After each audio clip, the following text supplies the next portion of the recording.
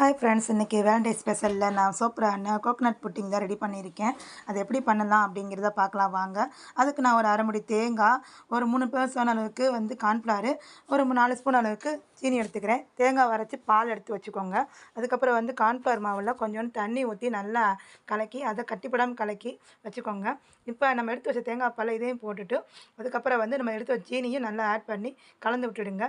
இப்போ ஒரு கடாயை அடுப்பு ஆன் பண்ணி கடாயை வச்சுட்டு இதில் நம்ம கலந்து வச்ச இந்த மில்க் தான் கலந்து ஊற்றணும். ஊற்றிட்டுக்கப்புறம் நல்லா கிண்டி விடுங்க.